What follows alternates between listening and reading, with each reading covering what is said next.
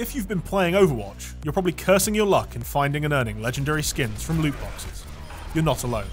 Since the game's launch, we've been analysing as many loot box openings as we can find to try and understand Blizzard's hidden loot system. Here's everything we know about Overwatch's legendary loot, and if it helps, don't forget to subscribe. In our research, we watched videos with over 500 boxes opened across multiple YouTube channels and considered info from a large number of other sources. We've collated all the results and analysed the data to understand exactly what's going on behind the scenes. Legendary loot isn't random. You may have heard the term pity timer. This means that the odds of getting a legendary piece of loot increase as you open boxes that don't contain one.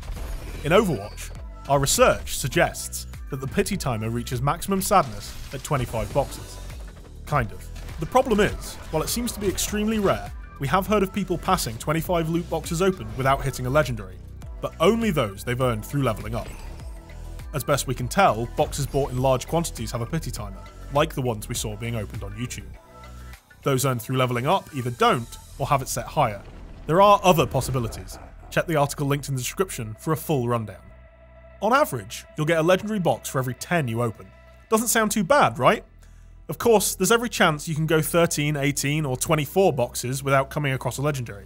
We only found 51 from 500 box openings, which means they make up a minuscule 2.5% of all opened items. Legendary loot includes credits as well as skins. Roughly a fifth of all legendary drops are currency, and that's a good thing. While it means no skin, the 500 credits that you'll get should help towards buying the cosmetics you're after. It might only be half the value of any given legendary, but it's an easier way of getting that Reaper mariachi skin you've been praying for. 30% of boxes contain credits. That means almost a third of all open boxes will contain some amount of currency.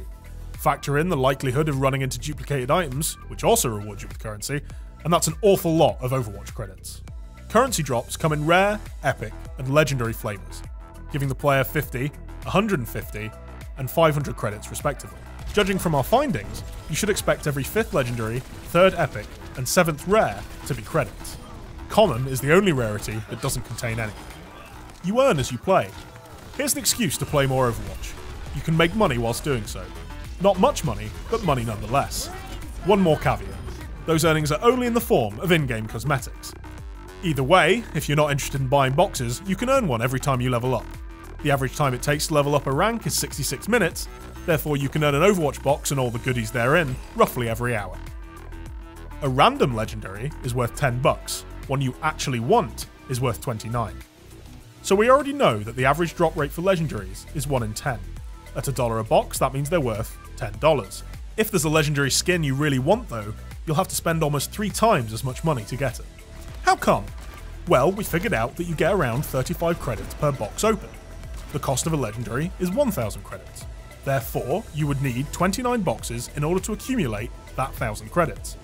So for a legendary you actually want to use, you'll need to spend $29 worth of Overwatch credits.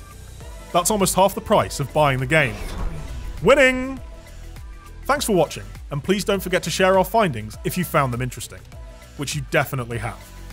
We'll see you again soon.